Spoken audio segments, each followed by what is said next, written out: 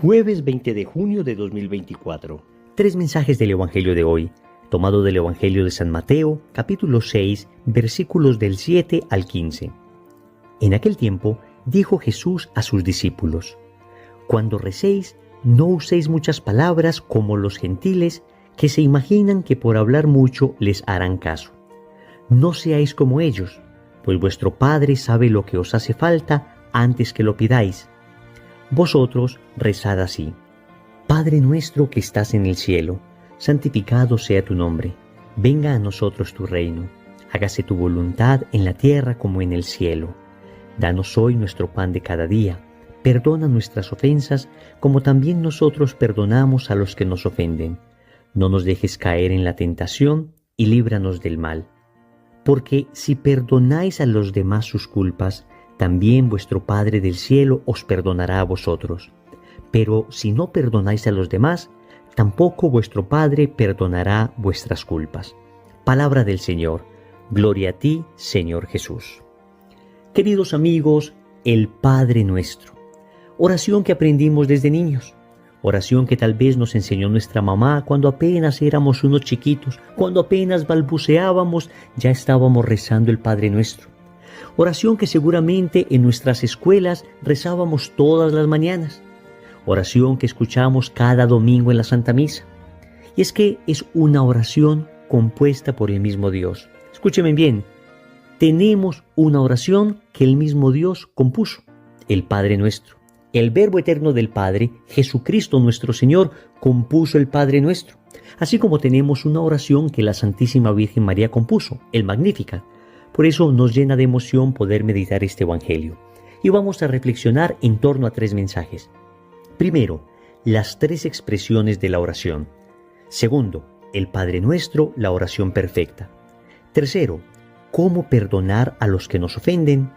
Vamos con el primer punto, las tres expresiones de la oración. Empieza el Evangelio con una enseñanza de Jesús sobre la oración. Dice el Señor que cuando oremos no debemos hacerlo como los gentiles, que se imaginan que por repetir muchas palabras van a ser escuchados. El Señor está enseñando a orar correctamente. Y a lo largo de estos 2000 años, la Iglesia ha profundizado bastante en el misterio de la oración. Déjame decirte en primer lugar que la oración es necesaria para la salvación. Así lo decía San Alfonso María de Ligorio: el que ora ciertamente se salva, el que no ora ciertamente se condena. Estamos hablando entonces de algo esencial, no de algo que hacemos o no hacemos según nos guste o no. Luego ya existen diversos tipos de oración y el Catecismo habla de tres expresiones concretas de oración. Dice que la primera expresión es la oración vocal. Es cuando repetimos oraciones que otros han compuesto. Es lo que tradicionalmente se llama rezar, que viene del latín recitare, es decir, recitar algo que alguien más hizo. Y eso está muy bien. Hoy desafortunadamente tenemos dentro de la Iglesia una especie de complejo que nos lleva a acusar a aquellos que rezan como si hicieran algo malo. Entonces algunos dicen: yo oro, no rezo, como si orar y rezar se opusieran. Ciertamente yo puedo orar espontáneamente con palabras inventadas por mí, palabras que salgan de mi corazón, pero yo no puedo despreciar el hecho de rezar, es decir, de utilizar palabras que grandes santos o que incluso la Sagrada Escritura ha utilizado para referirse a Dios y hacerlas mías. Lo hacemos todo el tiempo. Con las canciones, por ejemplo, cuando estamos enamorados, entonces no componemos una canción para esa persona, a no ser que seamos unos talentosos músicos y podamos hacerlo. Pero en general lo que hacemos es echar mano de canciones ya compuestas por alguien, pero luego las aplicamos a nuestra situación concreta. Lo mismo hacemos con la oración. Dígame usted, por ejemplo, la bellísima oración de San Francisco de Asís, la oración de la paz. Señor, hazme un instrumento de tu paz. ¿Quién de nosotros no la ha orado? ¿Y quién podría decir que es capaz de componer algo más bello que esto? Así, los salmos, por ejemplo, son oraciones compuestas por el rey David, por el rey Salomón. ¡Qué bellas oraciones! Dígame usted, por ejemplo, el Salmo del Buen Pastor o el Salmo del Miserere, donde le pedimos perdón al Señor. ¿Cuántos salmos bellos nosotros rezamos? Primera expresión de la oración, entonces se llama oración vocal. Luego viene una segunda expresión que es la oración de meditación. Ya no solamente es recitar oraciones, sino conversar con Dios, es decir, leer la realidad en torno a la palabra de Dios. Y así yo voy meditando, es decir, haciendo preguntas a la realidad, haciendo preguntas a un libro que estoy leyendo, haciendo preguntas a lo que me rodea para de ello extraer aquello que Dios me quiere decir. Se medita entonces haciendo un uso de la razón, un uso de la mente, y de esa manera se entabla una conversación con Dios. Agarras, por ejemplo, un libro, agarras, por ejemplo, un texto bíblico, agarras, por ejemplo, un cuadro y comienzas a observarlo. Y de ello comienzas a meditar y comienzas a pensar en este cuadro de la Virgen, en este texto bíblico, en este acontecimiento que vimos en las noticias, en este suceso que nos ocurrió. Nos preguntamos, ¿qué me quiere decir el Señor? Y entonces entablo un diálogo con Dios. Luego viene una tercera expresión de la oración que se llama la contemplación. Es un diálogo de miradas, es un diálogo de corazones, es el diálogo que tiene la mamá y su hijo recién nacido cuando solo con las miradas se comunican, solo con suspiros de amor. Es aquello que se cuenta del santo cura de Ars, que una vez entró a su parroquia y vio a un campesinito que miraba a Jesús y le preguntó, ¿qué hablas con él? El campesinito le respondió, nada, yo lo miro y él me mira. La contemplación se entiende en términos de amor. Ya no es tanto un proceso del intelecto, ya no es tanto un proceso de la razón, sino más bien un movimiento del corazón. Se contempla cuando me quedo en silencio ante el Santísimo y dejo que los rayos de la misericordia de Dios me transformen como los rayos del sol a través de la fotosíntesis transforma las plantas. Es un proceso de enamoramiento por presencia. Segundo, el Padre Nuestro, la oración perfecta. Amigos, tenemos una oración hecha por el mismo Dios y vamos rápidamente a recorrer cada frase del Padre Nuestro. Y empieza con esta bella palabra, Padre. Porque en el Antiguo Testamento se decía que Dios era como un Padre, pero Jesús nos dice, no, Dios no es como un Padre, Dios es el Padre. En realidad, Dios es nuestro Padre. Y luego decimos nuestro, porque no es mi Padre, mi propiedad. No es simplemente el Padre para mí, sino que es el Padre para todos. Uno en su egoísmo quisiera que las bendiciones solo le llegaran a uno, pero cuando decimos que es Padre Nuestro estamos diciendo que las bendiciones llegan para todos. Luego decimos que estás en el cielo y nos dice el Catecismo de la Iglesia Católica que esto no implica un alejamiento de Dios, sino que expresa su majestad. Que estás en el cielo significa que Dios es todopoderoso, significa que Él lo domina y lo gobierna todo, que aunque es mi Padre no puedo faltarle al respeto, que debo mantener un santo temor reverencial hacia Él. Y después vienen 7 peticiones.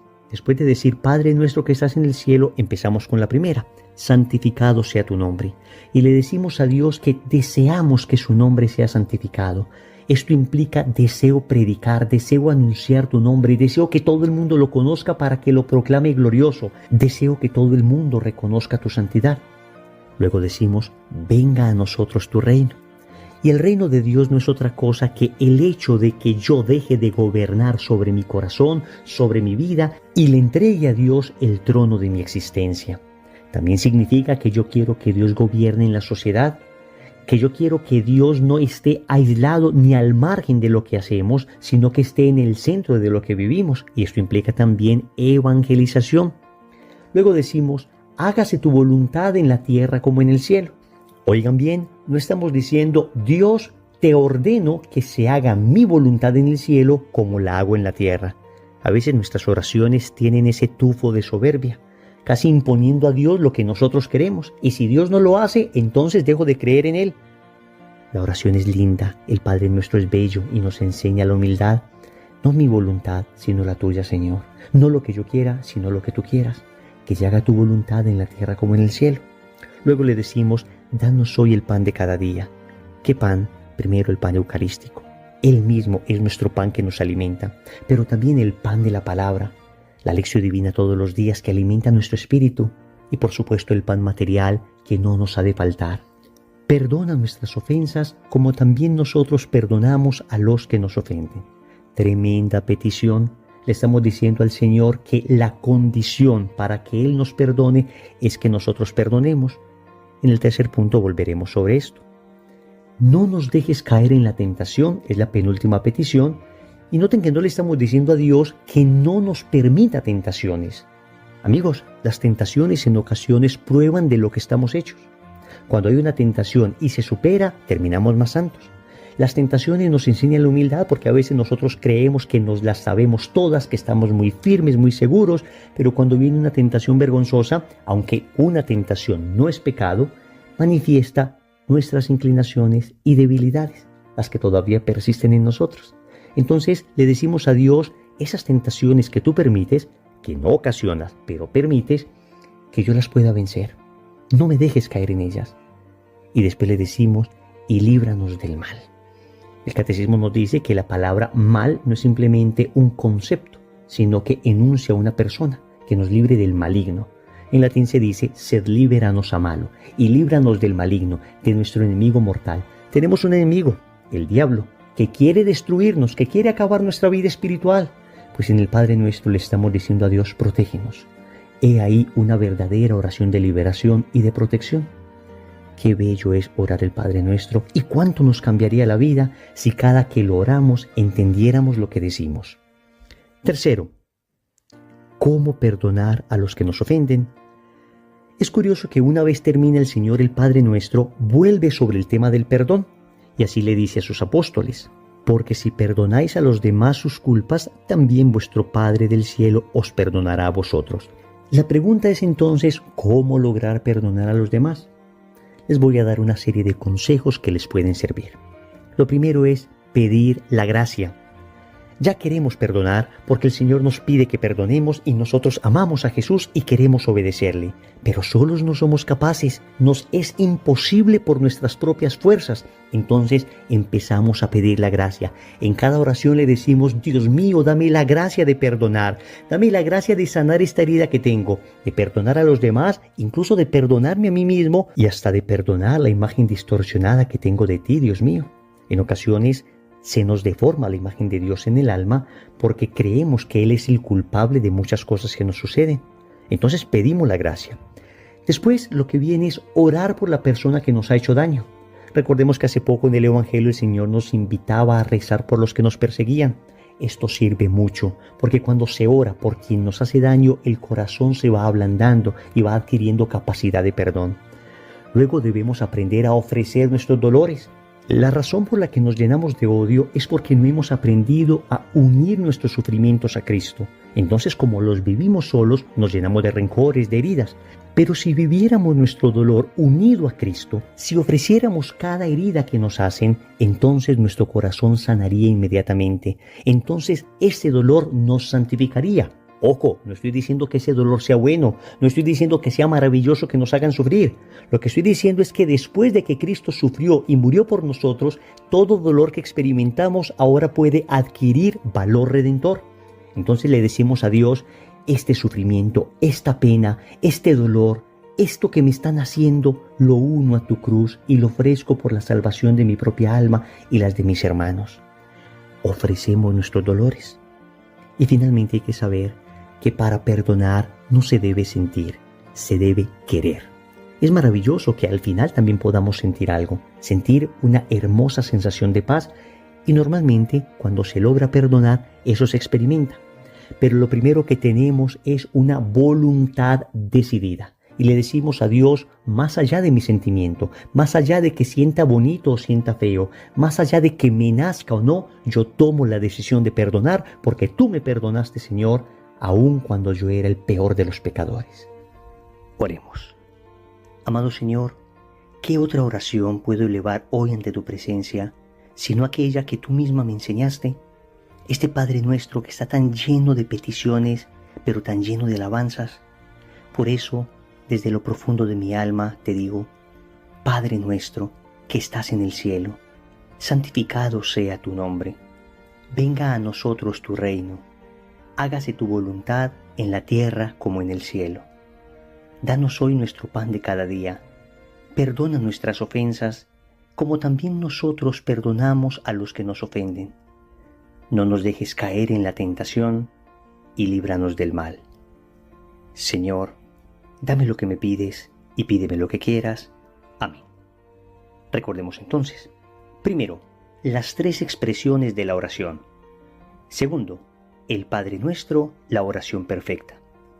Tercero, cómo perdonar a los que nos ofenden. Compromiso. En el rosario